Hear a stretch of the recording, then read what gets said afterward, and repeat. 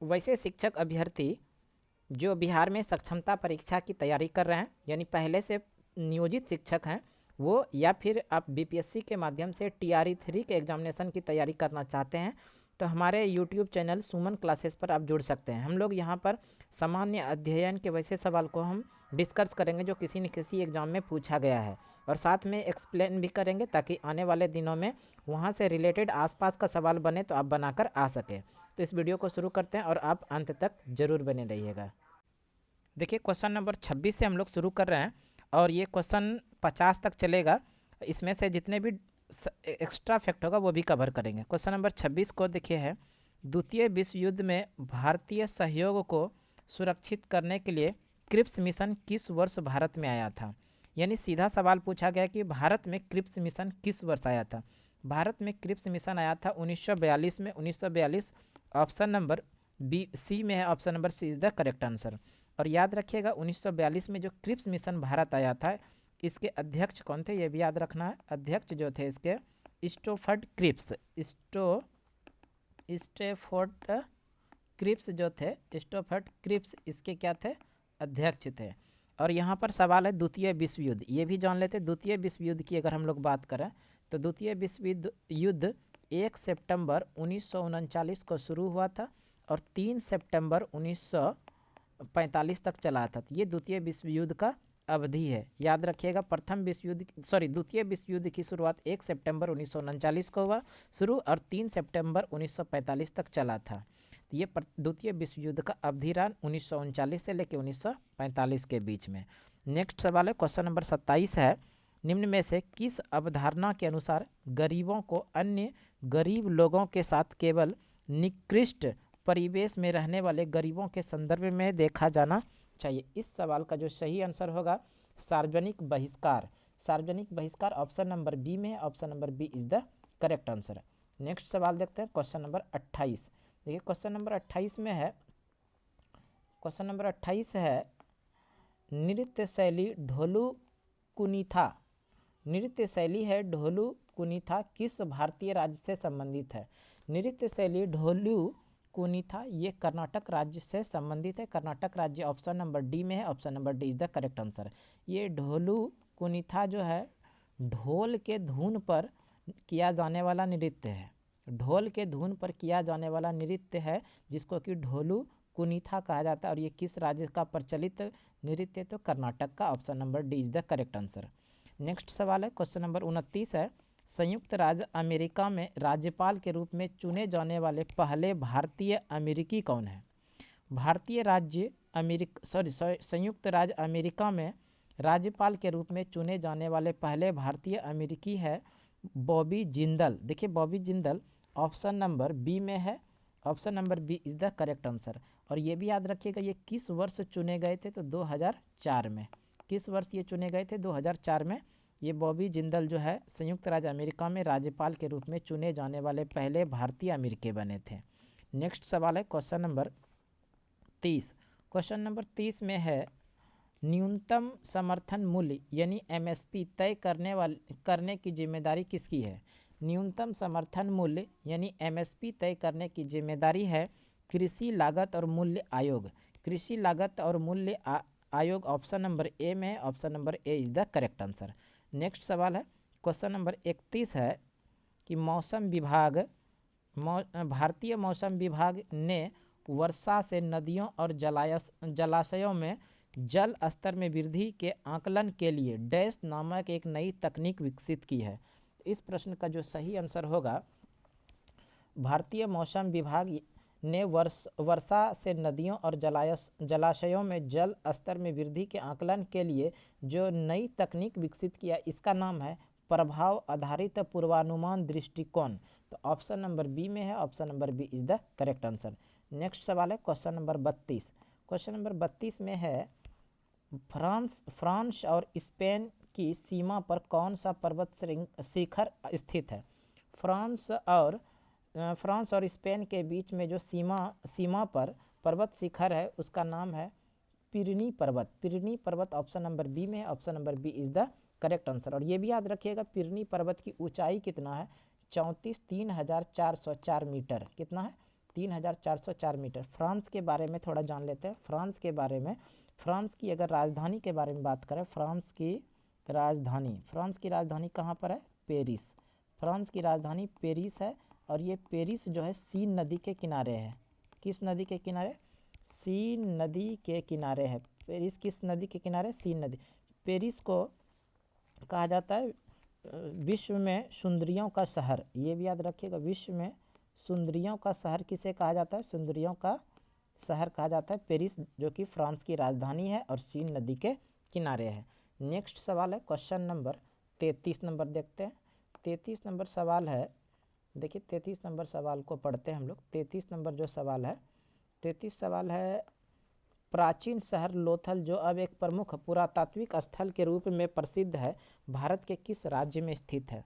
सिंधु घाटी सभ्यता का एक प्रमुख स्थल है लोथल। सिंधु घाटी सभ्यता का एक प्रमुख स्थल है लोथल, और ये लोथल जो है भारत के किस राज्य में है? इस प्रश्न का जो सही आंसर होगा वो है गुजरात में। प्राचीन शहर लोथल भारत के किस राज्य में है? तो Gujarat, option number D is the correct answer. और ये भी याद रखिएगा, सिंधु घाटी सभ्यता का सर्वाधिक स्थल कहाँ पर है? तो वो भी गुजरात के अंदर, भारत में। सिंधु घाटी सभ्यता का भारत में सर्वाधिक स्थल कहाँ पर? गुजरात में है। और सिंधु घाटी सभ्यता का सबसे बड़ा स्थल जो है, सबसे बड़ा स्थल वो है हड़प्पा। हड़प्पा वर्तमान की बात करें तो ये कहाँ पर है? पाकिस्तान के अंदर। और अगर भारत में पूछा जाए कि सिंधु घाटी सभ्यता का सबसे बड़ा स्थल तो कौन सा है? यही लोथल है, जो गुजरात में है। लोथल किस नदी के किनारे? ये भी याद रखिएगा, लोथल जो है ये भोगवा नदी के किनारे स्थित है, भोगवा। नेक्स्ट सवाल है क्वेश्चन नंबर 34। देखिए 34 नंबर सवाल में है, 2018 तक किस राष्ट्र में सबसे अधिक व्यापार अधिशेष है? 2018 तक किस राज्य में सबसे अधिक व्यापार अधिशेष है? तो इस सवाल को जो सही आंसर होगा वो जर्मनी तक होगा, और Germany, option number A is the correct answer. Question number 35 है, चाक का रासायनिक नाम क्या है? चाक का रासायनिक नाम कैल्शियम कार्बोनेट है। Calcium carbonate option number B में है, option number B is the correct answer. Bharat में सर्वाधिक व्यापार, इसके अलावा याद रखिए कैल्शियम कार्बोनेट का रासायनिक सूत्र क्या होता है? CaCO3। CaCO3 कैल्शियम कार्बोनेट का रासायनिक सूत्र होता है। नेक्स्ट सवाल है क्वेश्चन नंबर 36। 36 में है, 2011 की जनगणना के अनुसार किस भारतीय राज्य में सबसे कम जनसंख्या घनत्व है? 2011 के जनगणना के अनुसार अरुणाचल प्रदेश में सबसे कम जनसंख्या घनत्व है। कितना है ये भी याद रख लीजिएगा, ये है 17 किलोमीटर प्रति वर्ग किलोमीटर, 17 प्रति वर्ग किलोमीटर। अगर बात करें 2011 के जनगणना के अनुसार भारतीय राज्य जिसका कि सर्वाधिक जनसंख्या घनत्व है, सर्वाधिक, अगर सर्वाधिक पूछा जाए तब इसका सही आंसर हो जाएगा बिहार। बिहार का सर्वाधिक जनसंख्या घनत्व कितना है ये भी याद रख लीजिएगा, 382 व्यक्ति प्रति वर्ग किलोमीटर। 382 व्यक्ति प्रति वर्ग किलोमीटर प्रति वर्ग किलोमीटर, इतना है बिहार का। और बिहार 2011 के जनगणना के अनुसार सर्वाधिक जनसंख्या घनत्व वाला राज्य है। नेक्स्ट सवाल है क्वेश्चन नंबर 37। देखिए 37 नंबर सवाल में है, 2019 में आईसीसी क्रिकेट विश्व कप की मेजबानी करने वाला देश कौन सा है? 2019 में आईसीसी क्रिकेट विश्व कप की मेजबानी करने वाला देश इंग्लैंड है। इंग्लैंड, देखिए ऑप्शन नंबर सी में है, option number C is the correct answer. और अगर इस सवाल का सही आंसर ये भी याद रख लीजिएगा, 2019 में क्रिकेट विश्व कप किसने जीता? तो इस सवाल का जो सही होगा आंसर, इंग्लैंड ने जीता था न्यूजीलैंड को हराकर। किसने जीता? इंग्लैंड ने जीता। और किसको हराया था? न्यूजीलैंड। और इसके साथ एक्स्ट्रा फैक्ट जानिए कि 2023 में वनडे क्रिकेट मैच जो हुआ वो कहाँ पर हुआ? वो हुआ भारत में हुआ। और इसको जीता किसने? तो इसको ऑस्ट्रेलिया ने जीता, और हराया किसको? इंडिया को हराकर 2023 में क्रिकेट वर्ल्ड कप 50 वाला यानी वनडे वाला कहाँ पर हुआ? भारत में हुआ। ऑस्ट्रेलिया ने जीता और इंडिया को हराया। नेक्स्ट सवाल देखते हैं क्वेश्चन नंबर 38। क्वेश्चन नंबर 38 देख लेते हैं हम लोग।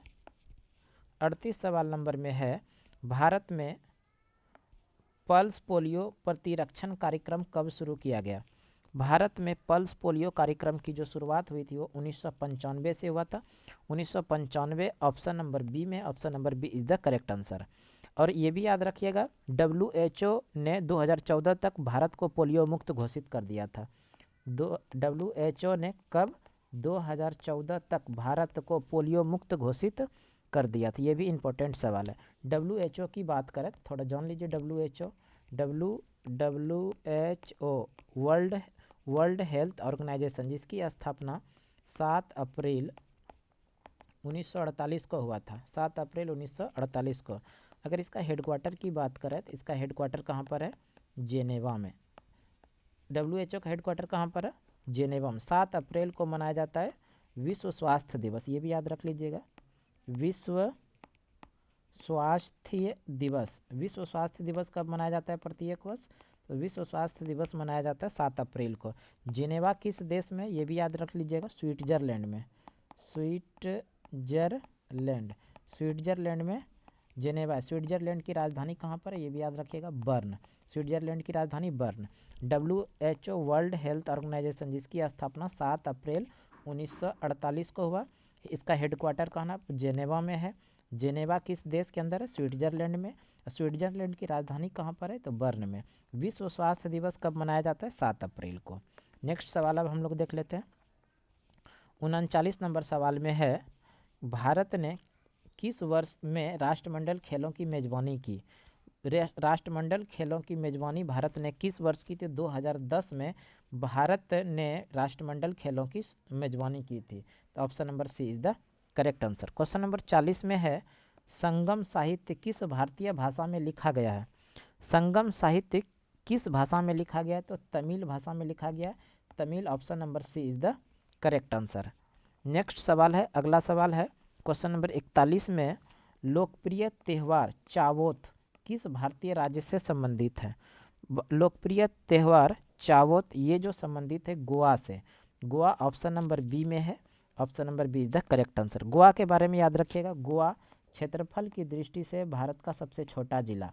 क्षेत्रफल की दृष्टि से भारत का सबसे छोटा जिला। क्षेत्रफल की दृष्टि से भारत का सबसे छोटा जिला क्या है? गोवा। क्वेश्चन नंबर 42 में है, निम्नलिखित में से कौन सा मांसाहारी पादप है?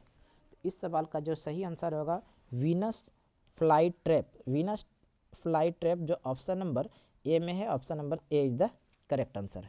नेक्स्ट सवाल क्वेश्चन नंबर 43 क्वेश्चन नंबर 43 में है, शस्त्र और गोला बारूद रखने और उसके उपयोग को नियंत्रित करने वाला शस्त्र अधिनियम किस वर्ष में पारित हुआ था? इस सवाल का जो सही आंसर होगा, शस्त्र और गोला बारूद रखने और उसके उपयोग को नियंत्रित करने वाला शस्त्र अधिनियम 1959 में पारित हुआ था, जो ऑप्शन नंबर ए में। Option number A is the correct answer. Question number 44 में है, निम्नलिखित में से किस भारतीय ने रेमन मैग्सेसे पुरस्कार 2018 जीता? तो इस सवाल का जो सही आंसर होगा, उस समय का ये करंट अफेयर्स है 19-20 का, सोनम वांगचुक ने रेमन मैग्सेसे पुरस्कार जीता था। Option number B is the correct answer. Ramon Magsaysay award की शुरुआत कब हुई? ये भी याद रख लीजिएगा, 1958 से। रेमन मैग्सेसे अवार्ड की शुरुआत कब हुई? 1958 से शुरू हुआ। और ये भी याद रखिएगा, रेमन मैग्सेसे पुरस्कार पत्रकारिता के क्षेत्र में दिया जाने वाला पुरस्कार है। पत्रकारिता के क्षेत्र में दिया जाने वाला पुरस्कार है रेमन मैग्सेसे पुरस्कार। इसकी शुरुआत कब हुई? 1958 में। नेक्स्ट सवाल है क्वेश्चन नंबर 45 यानी 45 नंबर, निम्नलिखित में से 2018 में भारत सरकार द्वारा यूनेस्को के कार्यकारी बोर्ड के लिए नामित किया गया है। इस सवाल का जो सही आंसर होगा JS राजपूत को 2018 में भारत सरकार द्वारा यूनेस्को के कार्यकारी बोर्ड के लिए नामित किया गया। Option number B is the correct answer. Question number 46 है, 1950 में भारतीय संविधान द्वारा देश को शासित करने वाले मौलिक दस्तावेज के रूप में किस अधिनियम को प्रतिस्थापित किया था? तो इस सवाल का जो सही आंसर होगा भारत शासन अधिनियम 1935। भारत शासन अधिनियम 1935 के द्वारा 1950 में भारतीय संविधान द्वारा देश को शासित करने वाले मौलिक दस्तावेज इसके जगह पे हो सकता है कि भारतीय संविधान को किसके द्वारा प्रतिस्थापित किया गया था? भारत शासन अधिनियम 1935। Option number B is the correct answer. Next सवाल देखते हैं, क्वेश्चन नंबर 47। 47 नंबर सवाल में है EEAME मंदिर, जिसे दक्षिणामूर्ति मंदिर भी कहा जाता है, भारत के किस शहर में स्थित है? ये EME मंदिर जो है दक्षिणामूर्ति मंदिर भी कहा जाता है, भारत के बड़ोदरा शहर में है। और ये बड़ोदरा कहाँ पर, याद रखिएगा, ये बड़ोदरा है गुजरात में। बड़ोदरा कहाँ पर है? गुजरात में। नेक्स्ट सवाल है क्वेश्चन नंबर 48। 48 सवाल में है LED शब्द का पूर्ण रूप क्या है, जिसके आविष्कार के लिए आविष्कारकों को 2014 में नोबेल पुरस्कार मिला? LED का जो पूर्ण रूप है वो है light emitting diode. Light emitting diode जो ऑप्शन नंबर सी में है, option number C is the correct answer. अगला सवाल है क्वेश्चन नंबर 49 में, फ्लोटिंग फोम डिश भारत के किस राज्य में पाए जाते हैं? फ्लोटिंग फोम डिश भारत के मणिपुर में पाए जाते हैं। मणिपुर देखिए ऑप्शन नंबर डी में है, option number D is the correct answer. Question number 50 में है, संविधान की 8वीं अनुसूची संविधान के 52वां संविधान अधिनियम 2003 द्वारा यथा अद्यतन में सूची भाषाओं की संख्या कितनी है? इस सवाल का जो सही आंसर होगा उसमें कितनी भाषाएं हैं अभी वर्तमान में? 22 भाषाएं, जो ऑप्शन नंबर डी में है। भारतीय संविधान की 8वीं अनुसूची किससे संबंधित है? ये भी याद रखिएगा, भाषा से संबंधित है। मूल संविधान में 8वीं अनुसूची में कितना भाषा था? तो ये याद रखिएगा, उस समय 14 भाषा था, और अभी कितना हो गया है? अभी वर्तमान समय में इसमें 22 भाषा अभी हो गए हैं। तो इस तरह से आज हम लोगों ने इस वीडियो के अंदर वैसे 25 सवाल को देखे, GK, GS, science, current affairs, साथ में मिसलेनियस के, जो किसी न किसी एग्जाम में निश्चित रूप से पूछा गया था। तो इस तरह का वीडियो हम आप लोगों के लिए रेगुलर लेकर आएंगे, ताकि आपके आने वाले दिनों में एग्जाम में यहाँ से सवाल आपको मिल सके। तो इस तरह का वीडियो रेगुलर पाने के लिए आप हमारे यूट्यूब चैनल सुमन क्लासेस को आप निश्चित रूप से सब्सक्राइब कर सकते हैं, और एक अच्छा सा कमेंट भी आप कर सकते हैं। आपके कमेंट का इंतज़ार रहेगा। तो आज के क्लास के लिए इतना ही। अगले क्लास में फिर से अगले दिन मिलते हैं, तब तक के लिए धन्यवाद। जय हिंद।